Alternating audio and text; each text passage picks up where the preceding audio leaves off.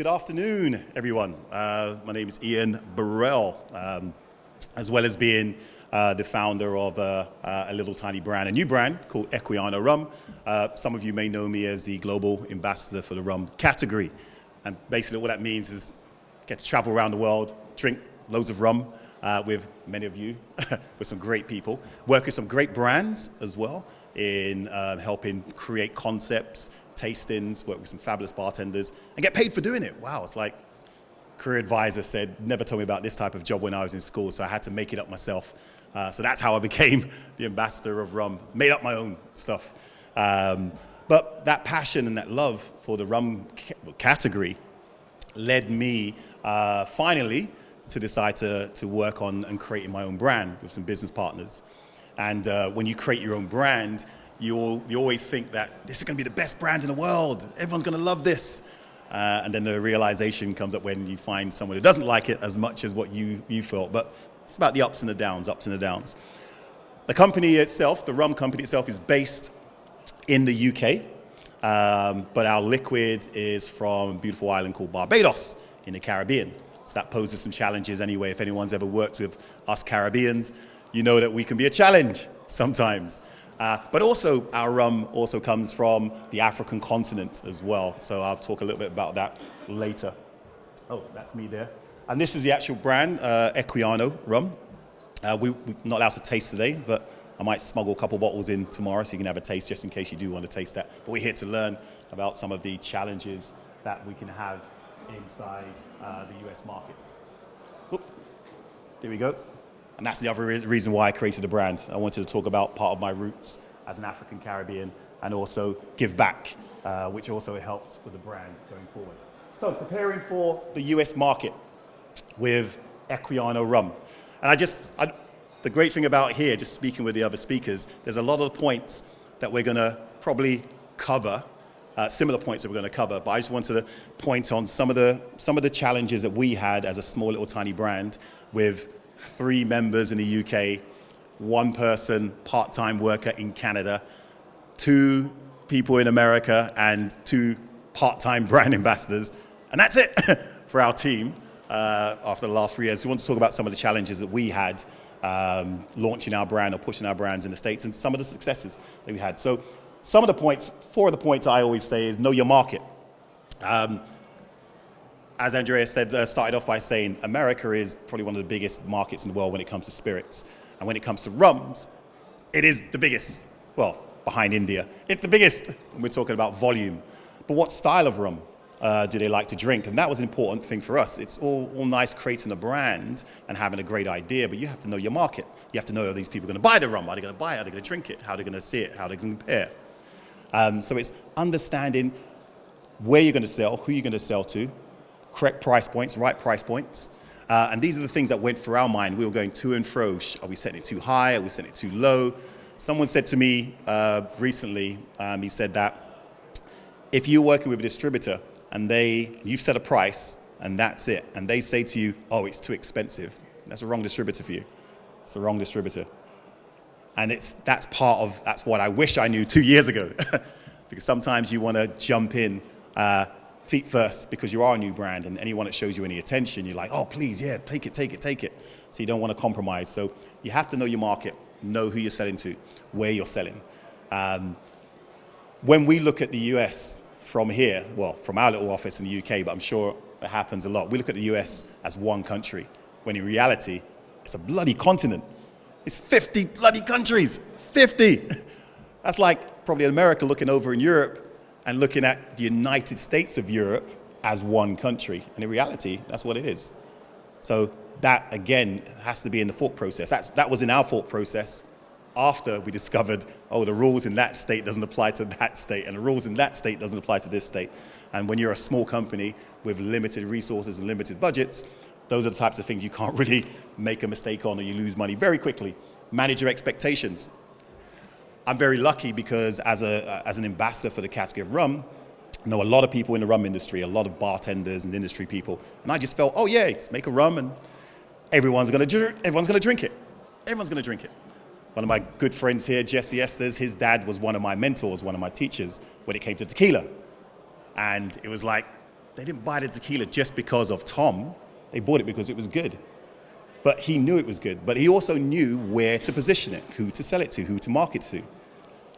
And if you go in there thinking, yeah, everyone's going to drink my product because it's the best and that type of thing, you're going to get cut down quite quickly. Because in reality, it's a slow process. It's a very slow process. One of my other friends and the company I work with quite a lot, the Dusa distillery of South America, you might have seen that they've just sold their rum, Diplomatico, to Brown-Forman. Loads of money. That's what they're thinking. Big deal. Overnight success. Overnight. I remember working hard with them in 2010, 12 years ago, doing some groundwork for them at that particular time. So yeah, overnight successes only happen after maybe 10, 15, 20 years sometimes. But yeah, you have to manage your expectations. If you're going to be selling and promoting the market to your product, be realistic. How much are you going to sell? Again, who are you going to sell to? Are you going to bring in, someone comes to you and they say, oh yeah, we want a pallet of your product. And you look at the market, you say, well, I'm just looking at the stats there. You're not really doing much rum in that particular market. You're not even doing spirits that even are similar to my product. So how are you going to sell a pallet of something that no one's even heard about? How are you going to sell a pallet of something that is related to spirits that are not selling in your region? Maybe just take a couple of cases. Take a couple of cases first. Sell that, and then come back to me for a reorder. But as a small company, we're like, oh, pallet, oh yeah, take that. Sits there gathering dust, go back to like 6 months later and it's still there. They've sold 2 cases of your product. So you have to manage your expectations. Learn to say no, and that's part of it. Learn to say no.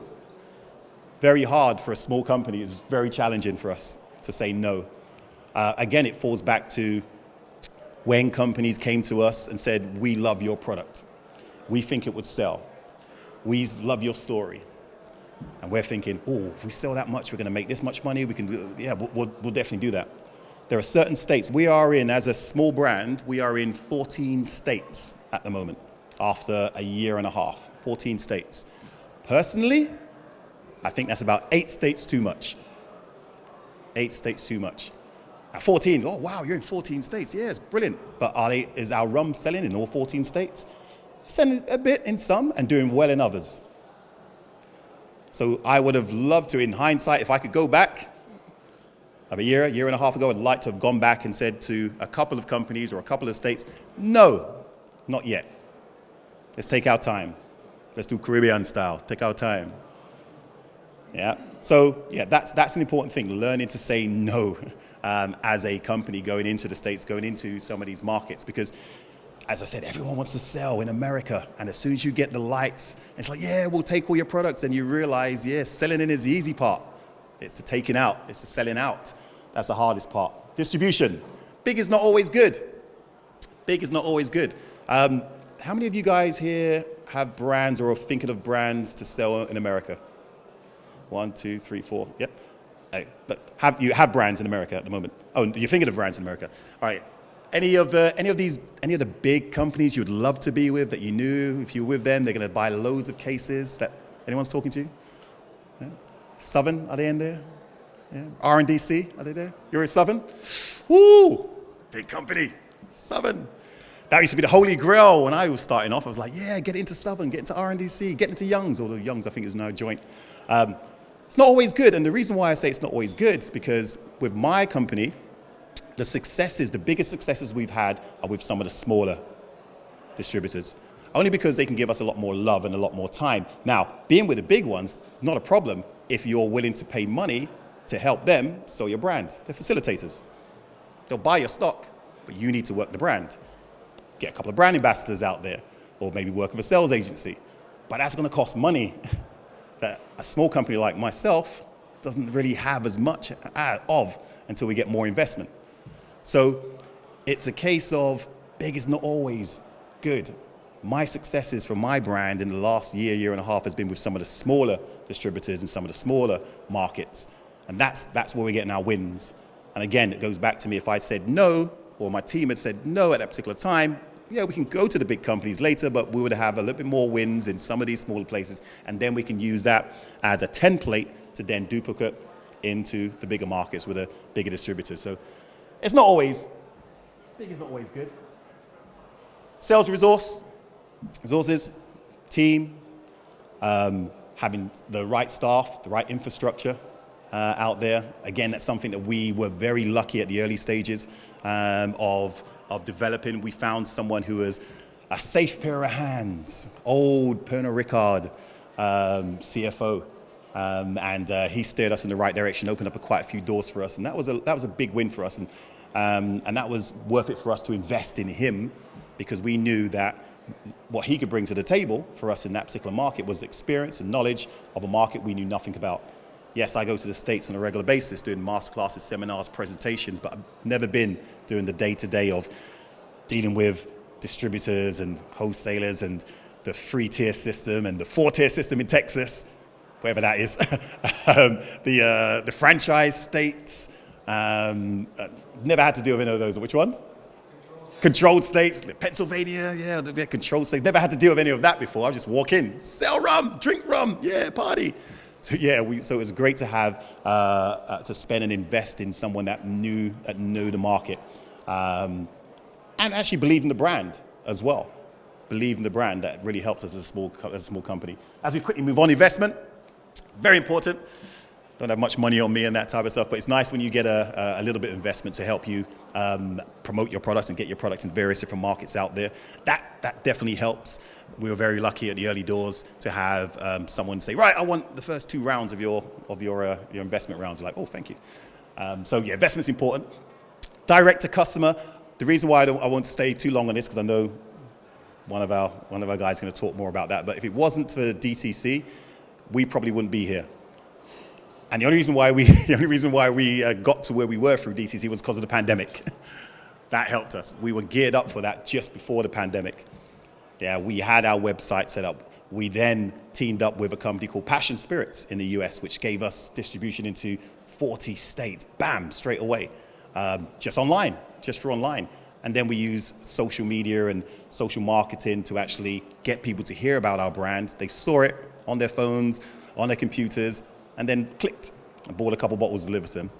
And that was important for us to build up our brand and keep us going for that, because there was no on-premise. So it was all off-premise and direct to customers. So having a good what's called direct to customer plan is important. And finally, I just want to finish off with patience. Having patience. This takes time. This is for the long run. If you're in this to make loads of money, you guys are just about to launch your brands or own your own brands, I would have said, no, don't do it. Do it for the love. I know the love doesn't pay the mortgage and the bills and maybe the little brats that are saying, feed me, feed me. But yeah, it's an industry that I love. I've been in this industry for like 30 years now, and I've seen brands come and go. I've seen successful brands that have taken their time and done the work and done the research and done their due diligence, and those are the ones that succeeded. Those are the ones that are now loving it and flourishing. There are some people I know that just want to get in there and try and make a quick buck. Yeah, there are exceptions to the rule, but you don't really hear much about these brands that fail dramatically and burn because they don't want to tell anyone about it. We only hear about the successes.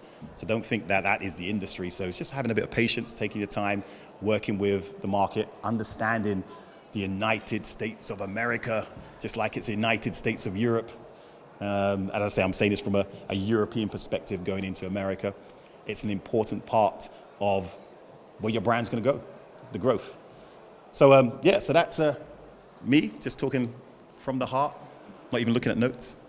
Forget the notes, about what's called my brand and some of the pitfalls and the successes. We are doing quite well as a company. We have made a lot of noise, won a lot of awards, not only in the US but globally. So our liquid's not bad, according to our master blender Richard Seal. He only makes rum that tastes good, according to him. And hopefully I'll see one of you guys up here talking about your successes next year when we do this, and saying, oh yeah, I remember you guys sitting here doing that. But anyway, that's me, Ian Burrell.